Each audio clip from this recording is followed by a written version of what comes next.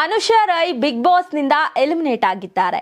50 ದಿನಗಳ ಕಾಲ ದೊಡ್ಡ ಮನೆಯಲ್ಲಿ ಇದ್ದ ಅನುಷಾ ಈಗ ಹೊರಕ್ಕೆ ಬಂದಿದ್ದಾರೆ. ಅನುಷಾ ಹಾಗೂ ಧರ್ಮ ಕೀರ್ತಿರಾಜ್ ಜೊತೆಗಿನ ಗೆಳೆತನ ಸಾಕಷ್ಟು ಸುದ್ದಿಯಾಗಿತ್ತು. ಸದ್ಯ ಅನುಷಾ ಮನೆಯಿಂದ ಔಟ್ ಆಗಿರೋದು ಧರ್ಮ ಕೀರ್ತಿರಾಜ್ಗೆ ಒಂಟಿತನ ಹೆಚ್ಚಾಗಿದೆ. ಅನುಷಾ ರೈ ಕಿರುತೆರೆ ಹಾಗೂ ಹಿರಿತೆರೆ ಮೂಲಕ ಫೇಮಸ್ ಆದ ನಟಿ.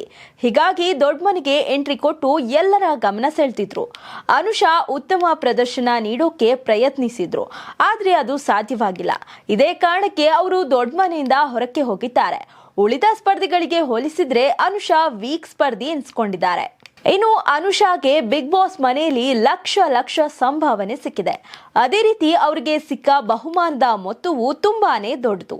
3 ವಾರಗಳ ಹಿಂದೆ ಅನುಷಾ ನಾಮಿನೇಟ್ ಆಗುವ ಹಂತದಲ್ಲಿ ಇದ್ರು, ಆದ್ರೆ ಕೊನೆಯ ಹಂತದಲ್ಲಿ ಬಚಾವಾಗಿದ್ರು.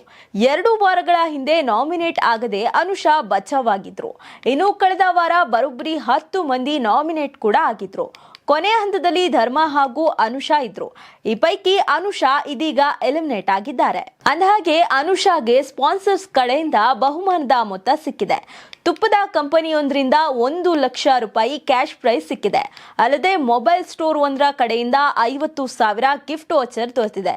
ಅದೇ ರೀತಿ ಎಲಿವೇಟರ್ ಸಂಸ್ಥೆ ಕಡೆಯಿಂದ 50,000 ರೂಪಾಯಿ ಸಿಕ್ಕಿದೆ.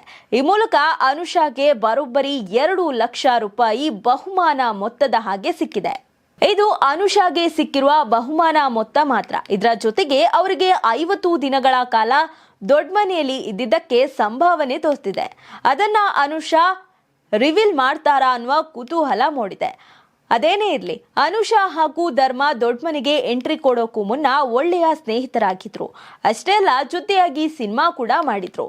ಅದೇ ಬಾಂಡ್ ಬಿಗ್ ಮನೆಯಲ್ಲಿ ಕೂಡ ಇತ್ತು. ಆದ್ರೆ ಇಬ್ಬರು ಕೂಡ ತಮ್ಮ ತಮ್ಮ ಆಟವನ್ನ ಚೆನ್ನಾಗಿ ಆಡ್ತಿದ್ರು. ಇದೀಗ ಅನುಷಾ ಮನೆಯಿಂದ ಹೊರಕ್ಕೆ ಬಂದಿರೋದು ಧರ್ಮ ಕೀರ್ತಿರಾಜ್ಗೆ ಎಲ್ಲೋ ಒಂದ್ ಕಡೆ ಬೇಸರ ಉಂಟು ಮಾಡಿದೆ ಅನ್ಬಹುದು. ಇನ್ನೊಂದ್ ಕಡೆ ಬಿಗ್ ಬಾಸ್ ಮನೆಗೆ ತೆಲುಗು ಬಿಗ್ ಬಾಸ್ ಖ್ಯಾತಿಯ ಶೋಭಾ ಶೆಟ್ಟಿ ಅವರು ಎಂಟ್ರಿಯನ್ನ ಕೊಟ್ಟಿದ್ದಾರೆ. ಅವ್ರ ಜೊತೆಗೆ ರಜತ್ ಅನ್ನೋರು ಕೂಡ ಎಂಟ್ರಿಯನ್ನ ಕೊಟ್ಟಿದ್ದಾರೆ. ಇದರಿಂದ ಮನೆ ಮಂದಿಗೆಲ್ಲ ಬಿಗ್ ಶಾಕ್ ಉಂಟಾಗಿದೆ.